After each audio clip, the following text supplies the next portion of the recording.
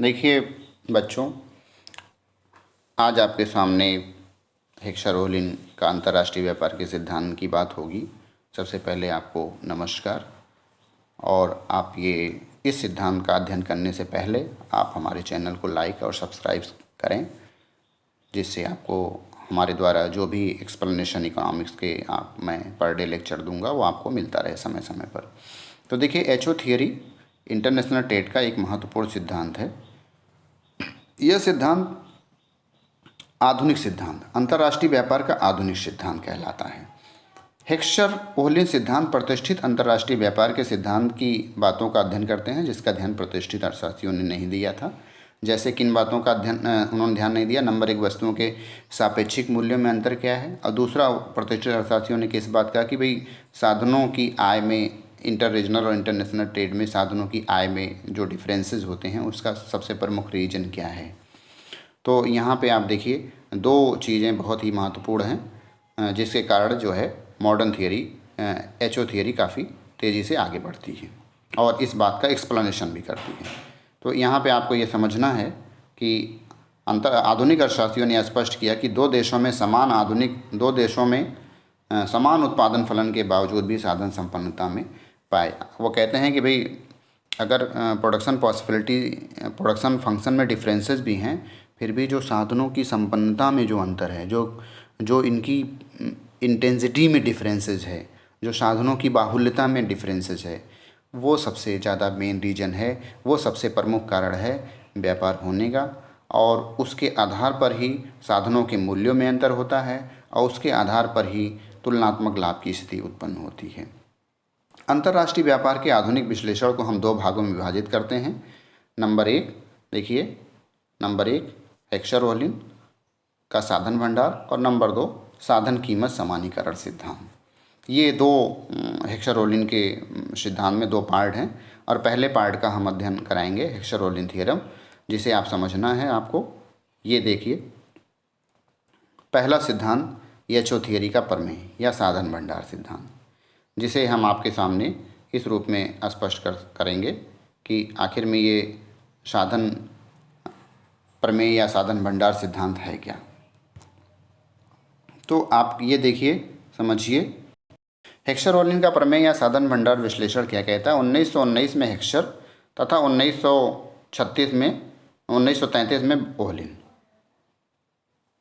दोनों ने international trade में इस सिद्धांत का प्रतिपादन किया। ओहलिन को उनके इस कार्य के लिए नोबेल पुरस्कार भी मिला है। आप ये समझ सकते हैं, अगर इस सिद्धांत पर किसी इकोनॉमिस्ट को नोबेल पुरस्कार मिलता है तो निश्चित रूप से वह सिद्धांत काफ़ी महत्वपूर्ण है। आपको ये समझना है कि देखिए, यहाँ पे आधुनिक अर्थशास्त्रियों के अनुसार एक देश उस वस्तु का निर्यात करेगा। बहुत ही सिंपल शब्दों में हेक्सर-ओहलिन कहते हैं कि जो देश जिस साधनों में बाहुल्यता रखते हैं, जिस साधनों में प्रधानता रखेगा, वह उसी से संबंधित वस्तुओं का उत्पादन करेगा और उसी से संबंधित वस्तुओं का निर्यात भी करेगा और बदले में उस वस्तु को वो आयात करेगा जिसके संदर्भ में उसके पास साधनों की कमी है। तो ये इसके देखिए, यहाँ पे लिखा है साफ साफ, हमने लिख रखा है, आधुनिक अर्थशास्त्रियों, एक देश उस वस्तु का निर्यात करता है जिसके उत्पादन में उस देश के द्वारा उस साधन का अधिक प्रयोग हुआ, जिस साधन के उद्देश्य में अधिक मात्रा उपलब्ध हो और सस्ती भी हो।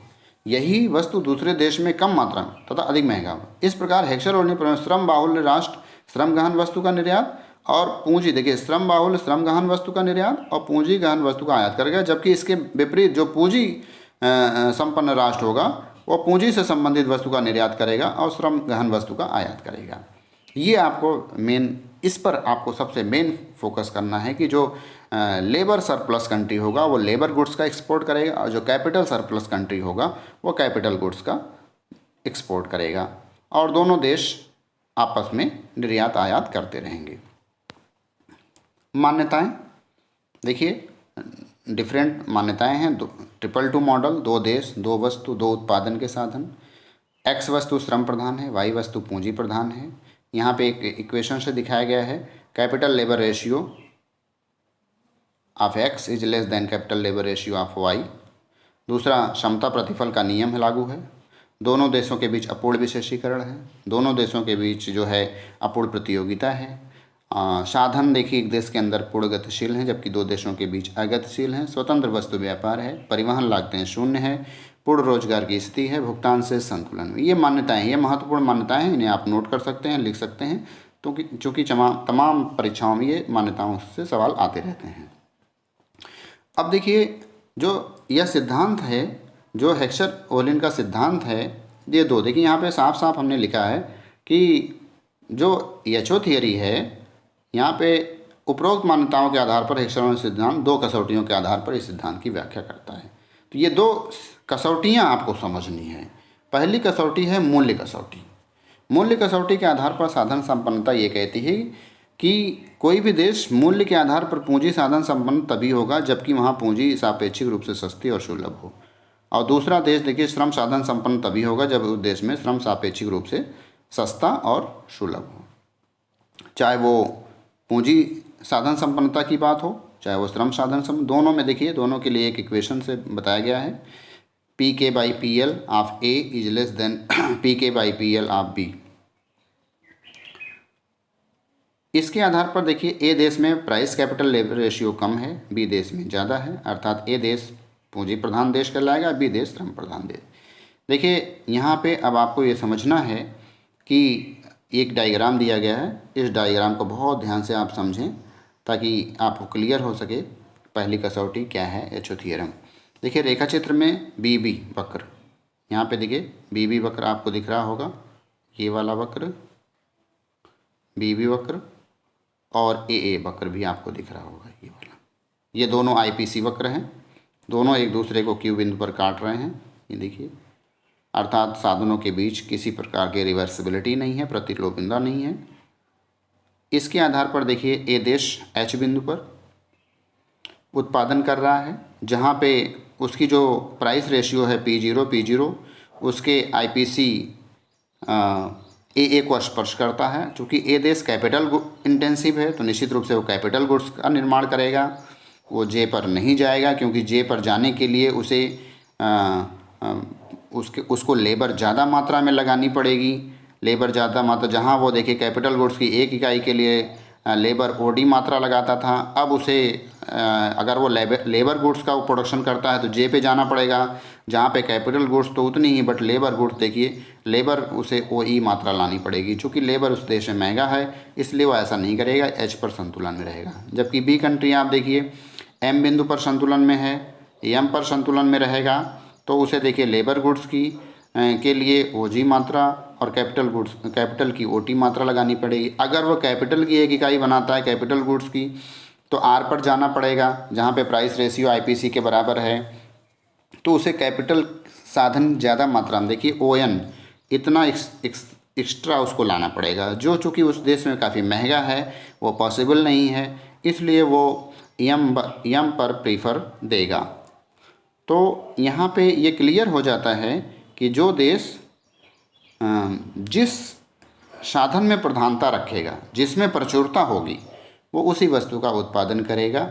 यहाँ पे देखिए प्राइस रेशियो के जो स्लोप हैं, ए देश का प्राइस रेशियो का जो स्लोप है वो काफ़ी ज़्यादा है, कैपिटल गुड्स सस्ता शो कर रहा है। वहीं लेबर गुड्स के संदर्भ में प्राइस रेशियो का जो स्लोप है वो काफ़ी कम है, वो लेबर गुड्स सस्ता दिखा रहा है। तो इसके आधार पर एचओ थियरी ये क्लियर करने में स्पष्ट हो जाती है कि जो देश जिस साधनों में बाहुल्यता रखेगा वह उस साधन से संबंधित वस्तुओं का निर्यात करेगा, बदले में वो दूसरी वस्तु को आयात कर लेगा। अब आपको ये भौतिक कसौटी समझना है, जो सबसे महत्वपूर्ण भौतिक कसौटी, अर्थात वहाँ पे तो प्राइस सस्ता था और यहाँ पे जिस देश में मात्रा जिस साधन की ज़्यादा होगी उसके आधार पे हम विश्लेषण करेंगे। देखिए इस आधार पर एक देश साधन संपन्न तब कहलाएगा जब कि दूसरे देश की अपेक्षा उस देश में पूंजी श्रम अनुपात अधिक हो। वहाँ प्राइस कैपिटल रेशियो कम था, यहाँ पे कैपिटल लेबर रेशियो की जो क्वांटिटी है देखिए ए देश में ज़्यादा है। अर्थात अगर कैपिटल लेबर रेशियो किसी देश में ज़्यादा है तो निश्चित रूप से, अगर ए देश में ज़्यादा है तो अंश का मान ज़्यादा है तो निश्चित रूप से ए देश में पूंजी ज़्यादा होगी, बी देश में लेबर ज़्यादा होगा। इसके आधार पर एचओ थ्योरी ये बताने में सफल होगी कि आखिर में फिजिकल क्राइटेरिया क्या है, ये आपको समझना है। देखिए यहाँ पे एक बना हुआ है, ये देश की उत्पादन संभावना वक्र ए बी है। आप समझिए इस डायग्राम को ध्यान से कि ए देश की उत्पादन संभावना वक्र ए बी है, ये आपको ए और बी देश की उत्पादन संभावना वक्र सी डी है, ये आपको समझना।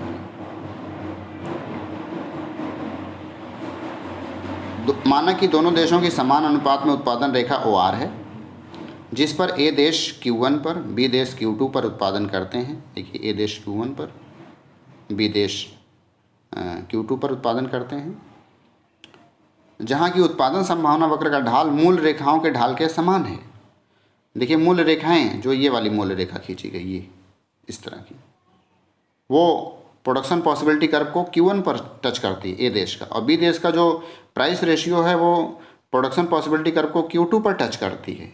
तो Q2 पर बी देश और Q1 पर ए देश, और Q1 पर ए देश संतुलन में है, तो उसका जो प्राइस रेशियो है, उसका जो स्लोप ये बता रहा है कि कैपिटल गुड्स उसके देश में ज़्यादा मात्रा में बन सकता है।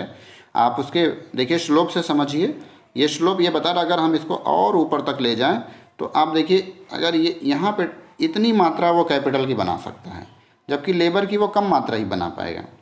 तो ए देश निश्चित रूप से कैपिटल गुड्स बनाएगा, और बी देश का जो प्राइस रेशियो का जो स्लोप है, आप देखिए इस तरह का जो स्लोप बना हुआ है, उसके आधार पर आप ये देख सकते हैं कि लेबर गुड्स वो ज़्यादा बना सकता है, कैपिटल गुड्स वो कम बना सकता है। तो निश्चित रूप से इस आधार पर हम ये कह सकते हैं कि भौतिक कसौटी के आधार पर हम ये कह सकते हैं कि ए देश पूंजी प्रधान वस्तु का उत्पादन तथा बी देश श्रम प्रधान वस्तु का उत्पादन करेगा, और पूंजी प्रधान देश पूंजी प्रधान वस्तु का तथा श्रम प्रधान देश श्रम प्रधान वस्तु का निर्यात करेगा। ये है भौतिक कसौटी। और दोनों कसौटियों के आधार पर बच्चों हम इस निष्कर्ष पर पहुंचते हैं, चाहे वो प्राइस क्राइटेरिया हो, चाहे वो फिस्कल क्राइटेरिया हो, दोनों क्राइटेरिया के आधार पर एचओ थ्योरी ये स्पष्ट कर देती है कि जो देश जिस साधन में बाहुल्यता है, प्रधानता है, वह उससे संबंधित वस्तु का उत्पादन करेगा, उससे संबंधित वस्तु का निर्यात करेगा, और बदले में जो साधन उसके पास अल्प है, कम है, उससे संबंधित वस्तु का वो उत्पादन दूसरे देश से करेगा।